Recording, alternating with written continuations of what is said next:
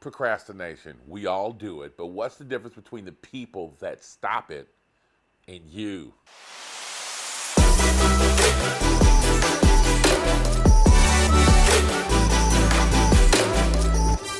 You already heard we're talking about procrastination today, and there's something that happens when people procrastinate. Like, some of us know that we have little small tasks to do, and like, for instance, like we know we have to go shopping, we have to wash our clothes, we have to clean our glasses or something like that. But what happens and why do we procrastinate when it comes to doing some shit to improve our life? Now, back in the day, I learned this a long time ago. Change normally comes when it's forced, right? So to give you an example, people that stop smoking, normally the doctor has to tell them, you got to stop smoking. But by that time, it's too late. So normally, that's the force that will make someone change from smoking to not smoking. When I decided to stop smoking, I'm like, yo, I don't want the doctor to have to tell me. Exercising. I'm exercising now on a, semi-daily basis, right? I exercise, I get out and move around.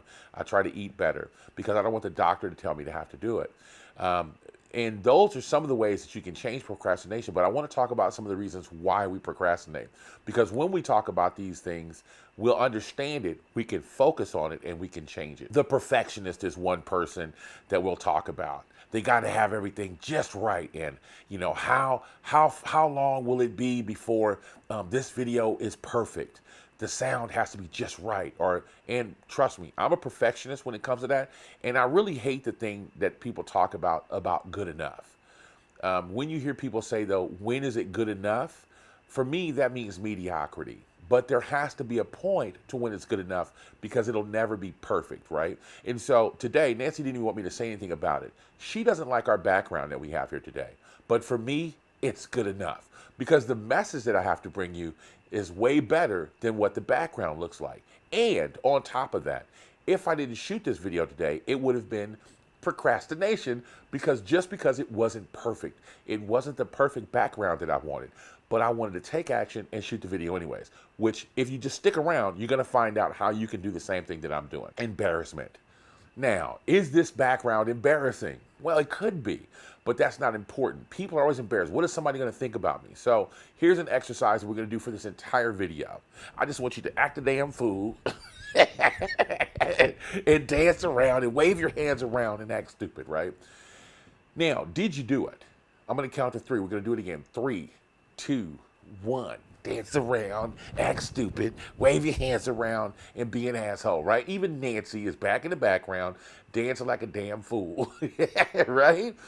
Now, if you didn't do it, why didn't you do it? You felt stupid, or this is just a video. It doesn't really matter.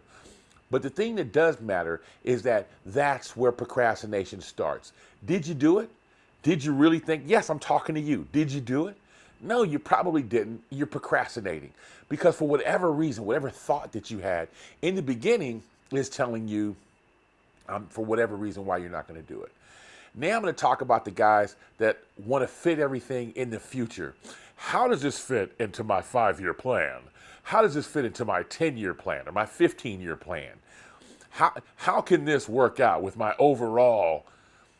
All of that is just thinking about something entirely too much. Because it does matter that you don't overthink something. I don't know how, right? I just don't know how to do that. And here comes the analysis paralysis. We have to look at YouTube videos for 1,000 years in order to find out, is this the exact way that I should be doing something, right? These false starts, I need to make sure that I'm doing it right. And you'll just keep looking, info junkie.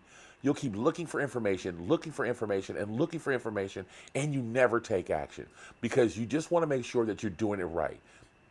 I'm guilty of that. Hands up. I'm totally guilty of that. I remember when I first started wanting to try to direct film, I wanted to know exactly how people do certain things in the background to direct film. Nancy is really cool on Photoshop, right? So I'm gonna give you another example. When I first started using Photoshop, I used to always want to know, am I doing it the exact way that a professional would do it? Nancy will tell you that I'm bad with that. How do the professionals do it? And when I started hanging around Nancy and I started seeing things that she does in Photoshop, I remember doing a couple of things. if there's a certain thing you can do in Photoshop, you can highlight a certain amount of text, and if you go back, it'll delete everything that you've done, including the format of the text that you've used. So I'll go delete all the way back to the first letter, paste in what I want, and then delete the first letter after I've already pasted, right? If you know about Photoshop, you know what I'm talking about. And I remember the exact moment that Nancy says, I do that too. And I'm like, shit, sometimes there's no other way to do some shit other than bootleg, right? And Nancy is a professional in Photoshop, and I'm like, okay, so I'm doing things right. The only thing that really matters is that you get the shit done. The lazy person, I just don't want to do it. Dancing around, I don't want to dance around right now, right? The lazy person, that shit just seems too hard, right?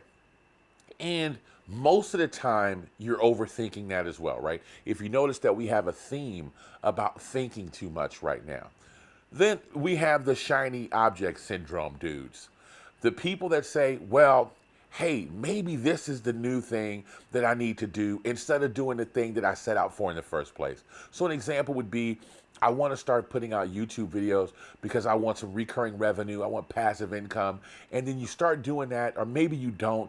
And then you start doing research, and then you see something else and you go, oh shit, well, maybe this is the new stuff. I'm going to start researching that. Then maybe this is the new thing, and I'm going to start researching that, right? I'm going to tell you something else that I used to do.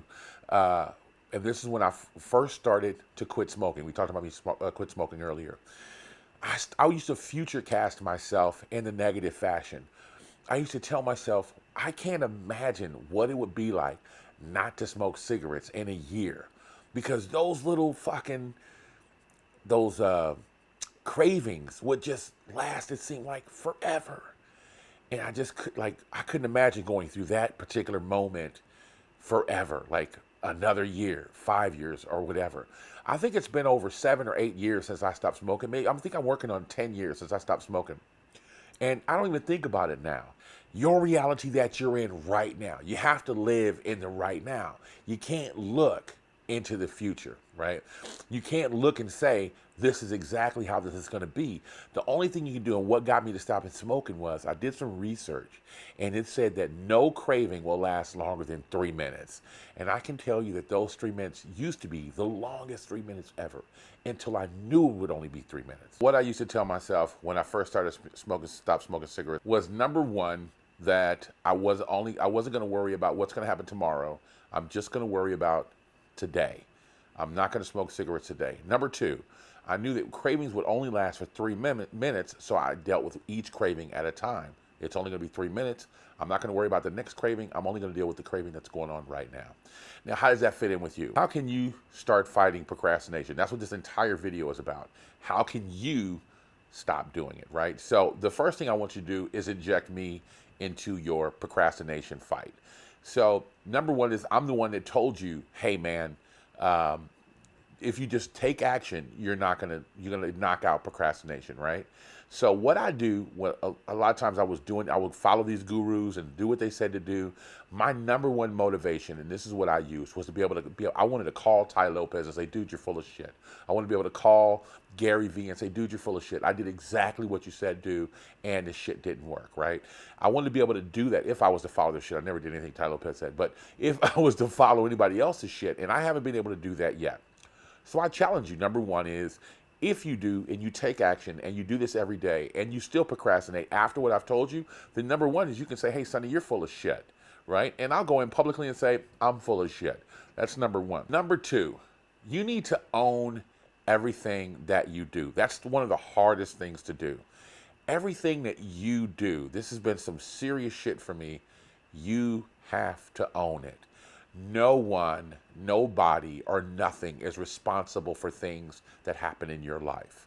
You are the sole person that is responsible for your success. You are not a victim, and it's totally you that can change everything.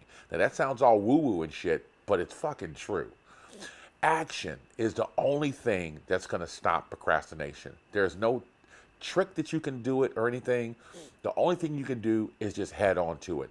The reason why I spent almost 8 minutes now, 10 minutes, explaining to you why you procrastinate and what those things are is so that you can recognize it when you do it. So at the moment that you say, Like, you already know that you were the lazy guy, or you were the procrastinator, you were the one that was future casting, or you were the one that just didn't want to look embarrassed or whatever. Knowing that you can own that, then you say, tell yourself, I got this from Caleb Maddox, a little kid on the internet. 3, 2, 1, go. You only have 3 seconds to deal with what that was, what that feeling was, that embarrassment. And then after that, you got to be a damn fool, right? So your procrastination starts right now. If you still haven't danced this entire video for whatever reason, do it anyways. Do the crazy, crazy dance. Don't worry about how, if it's the same way I did it. Don't worry how this fits into your plans. Don't worry if you look stupid. It doesn't even matter if you're in your car, if you're at a Starbucks, no matter what. Look like a damn fool. Because there's going to be a lot of times you're going to look like a damn fool. But it doesn't matter because we don't know those people. Nobody cares. Everybody only cares about themselves. If there's one thing that I've learned about marketing, it's all me, me, me, me, me. Nobody gives a shit about you. And this is going to be the last thing before I take off, is that you need to create a routine. Willpower and what you perceive as other people as being disciplined every day is nothing more than them having a routine. A friend of mine the other day and I were talking about The Rock.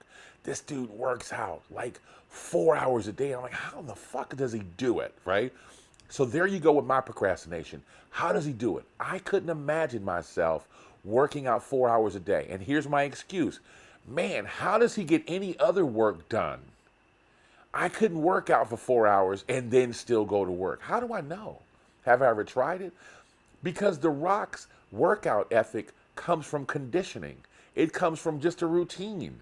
It's not a big deal to him because he does it every fucking day. And you're not supposed to tackle it so big. Small wins and those good habits start to breed success.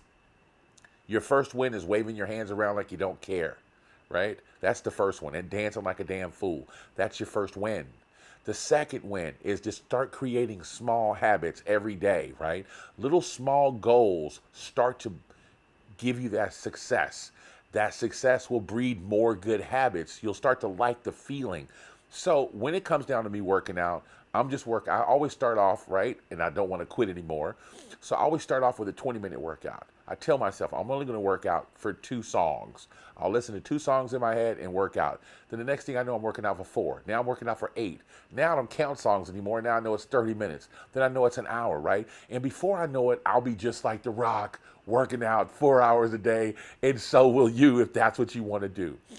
Now, I feel like this is the time that I should tell you that, hey man, if you haven't subscribed to this channel, subscribe, kick that bell button if you want to know when I actually upload these videos. I'm going to be doing 1 a day from now on. No procrastination on my part. Share this video with anybody that you think could use this video. Maybe it'll do them some good. Sharing is caring. If you haven't joined FHP.io, that's Funnel Hacker Pro, go check out my group. Listen, it's working every day, non-stop. No explanations, no excuses.